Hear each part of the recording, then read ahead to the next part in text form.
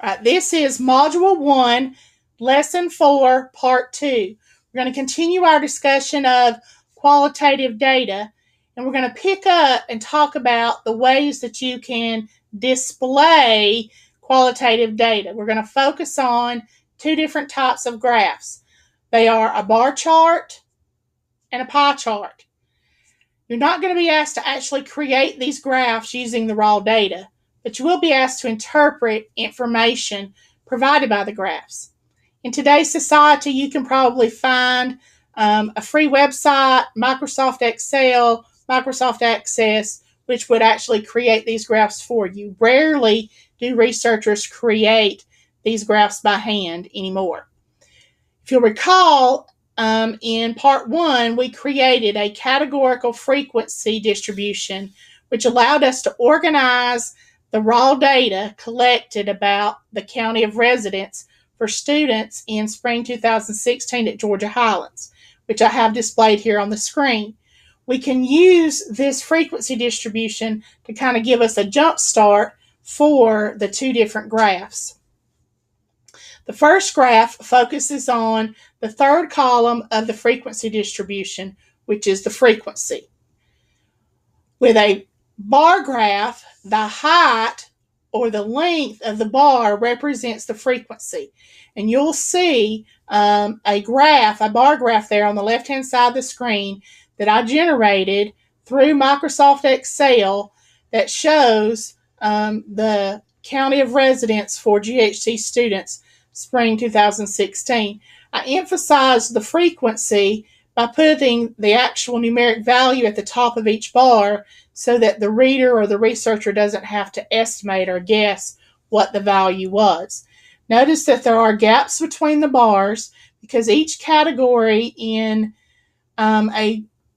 with qualitative data is considered a standalone. There's no overlap between the different categories. Any type graph should always have a title with lots of detail.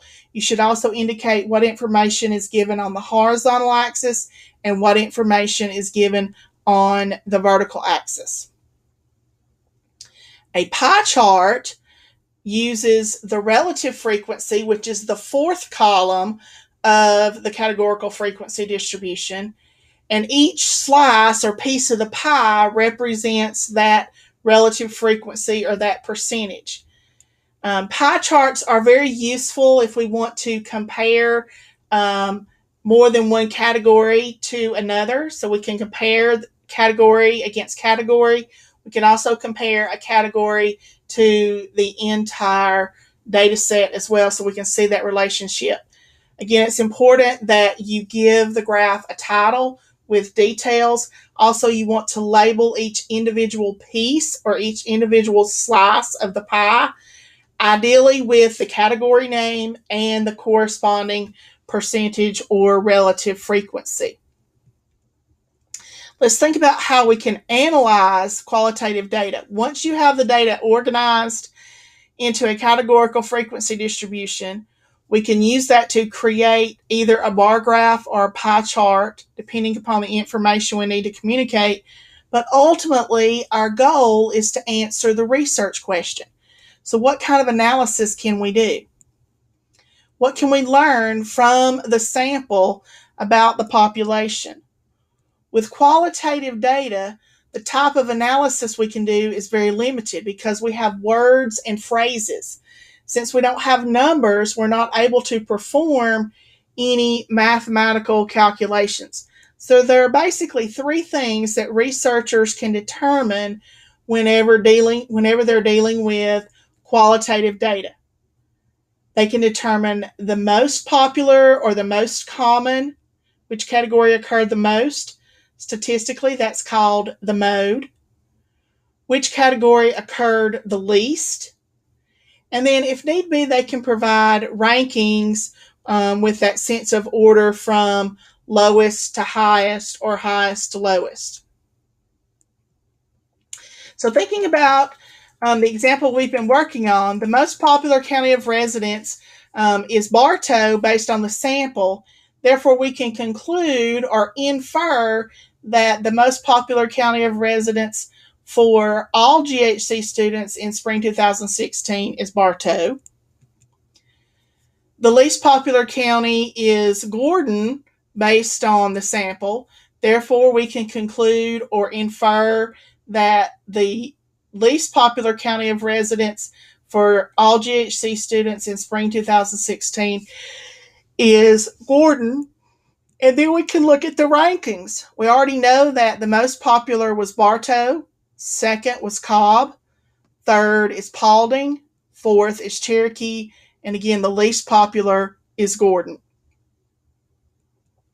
All right, let's walk through another example together, okay, real quick, so you'll have another one to refer back to.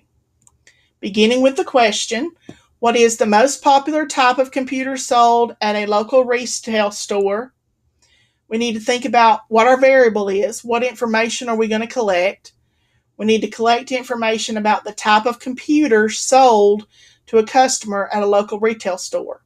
And the options at the store are a desktop, laptop, notebook, or tablet.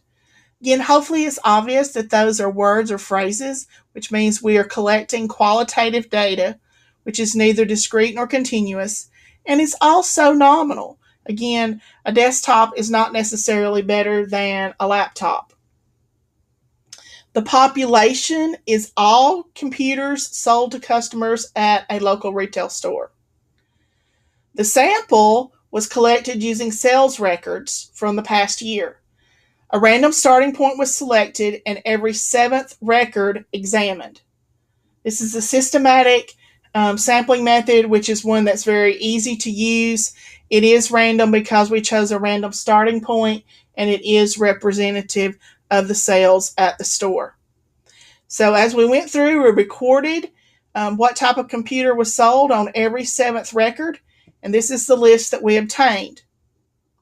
Again, there's no rhyme or reason to the list, so we need to organize it. So I want you to try this on your own. I've given you the setup to construct a frequency distribution. So pause the video and take a minute and go through the raw data and complete the table.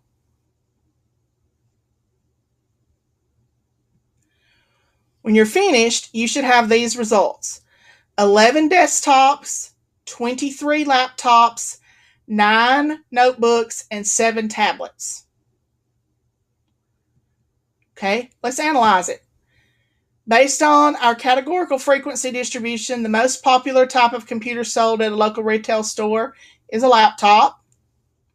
The least popular type of computer is a tablet. If a computer types were ranked most popular to least popular, the rankings would be laptop first, desktop second, notebook third, and tablet fourth. Again, think about how a retail store might use this information. If they know that the most popular type of computer is a laptop, then they may want to stock more laptops in the store. If they know a tablet's not very popular, maybe they don't stock as many tablets to kind of keep down their overhead. So statistical analysis of qualitative data can be very useful or be very useful in the real world.